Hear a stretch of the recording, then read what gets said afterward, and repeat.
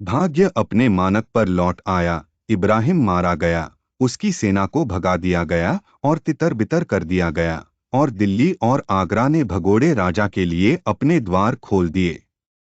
एक साल बाद उन्होंने अपने नए प्रतिपक्षी के सबसे शक्तिशाली चित्तौड़ के राणा के खिलाफ उद्यम किया। राणा सांगा और बाबर के बीच युद्ध।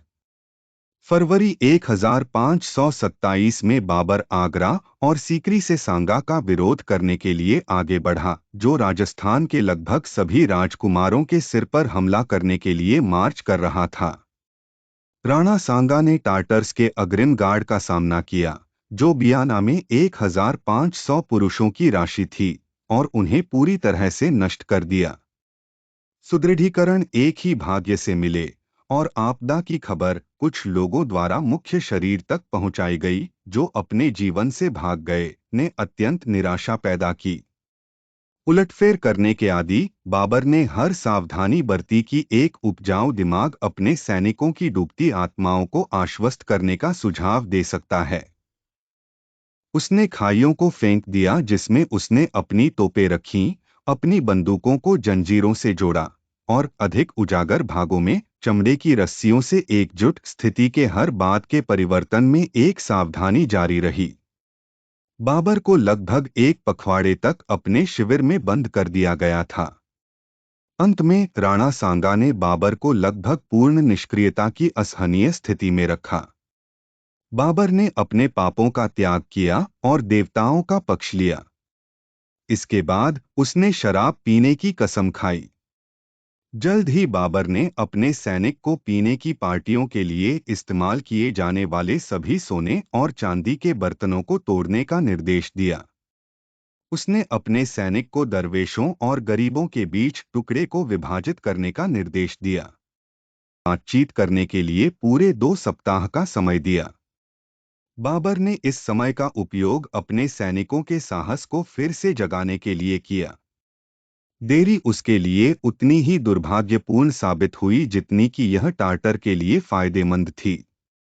इसने उत्तरार्ध को शांति की शर्तों का प्रस्ताव देने का अवसर दिया, और इसने वार्ता का संचालन करने के लिए एक राजपूत राजकुमार के अपने शिविर में उपस्थिति की आवश्यकता की। राणा सांगा रायसेन के प्रमुख को सिल्हांडी नाम से संचार के माध्यम के रूप में चुनते हैं। सिल्हांडी बिना किसी संधि के, लेकिन दिल में विश्वासघात के साथ वापस आ गया। खानवा की लड़ाई। बाबर लोहे को ठंडा होने देने वाला आदमी नहीं था। अपने सैनिकों को उत्साह की आवश्यक पिच पर उभारने के बाद उसने तुरंत अपने शिविर को तोड़ दिया और युद्ध के क्रम में 2 मील पहले एक स्थिति में मार्च किया। राजपूत अपनी बंदूकों तक झड़ गए। हमला उनके केंद्र और दक्षिणपंथी पर एक उग्र शुरुआत से शुरू हुआ, और कई घंटों तक संघर्ष जबरदस्त था। टार्टर तोपखाने ने राजपूत घुड़सवार सेना के करीबी रैंकों में भयानक कहर बरपाया, जिन्होंने उस घातक दिन की तुलना में अधिक भक्ति के साथ कभी लड़ाई नहीं लड़ी। बाबर की तोपों ने उसकी खाई और पैदल सेना का बचाव किया और राणा सेना को अपने रैंकों को तोड़ने से रोका।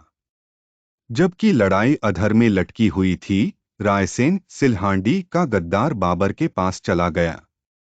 इस घटना ने राणा सांगा को मैदान से पीछे हटने के लिए मजबूर कर दिया। बाबर सेना ने अपने कई प्रमुखों को मार डाला और राणा सांगा को घायल कर दिया। बाबर ने दिन हासिल कर लिया था, लेकिन उन्हें इतना भारी नुकसान उठाना पड़ा था कि वह अपनी जीत का पालन करने में असमर्थ थे। विजी पिरामिड मारे गए लोगों के सिर उठाए गए थे, और युद्ध के मैदान की ओर मुख वाली एक पहाड़ी पर खोपड़ी का एक टॉवर खड़ा किया गया था। विजेता ने गाजी की उपाधि धारण की, जिसे उसके वंशजों द्वारा कई पीढ़ियों तक बरकरार रखा गया। सांगा मेवात की पहाड़ियों की ओर पीछे हट गया, उसने अपने दृढ़ संकल्प की घोषणा करते हुए कि वह चित्तौड़ में कभी नहीं बल्कि जीत के साथ प्रवेश करेगा। अगर उसकी जान अपने देश के लिए बख्शी गई होती तो वह प्रतिज्ञा को भुना सकता था, लेकिन उनकी हार का वर्ष उनके अस्तित्व का अंतिम वर्ष था, और वह मेवात की सीमा पर बुसवा में मर गया, जहर के संदेह के बिना नहीं। एक सेनोटाफ ने लंबे समय तक उस स्थान को चिह्नित किया जहां आग ने उसके अवशेषों को भस्म कर दिया था।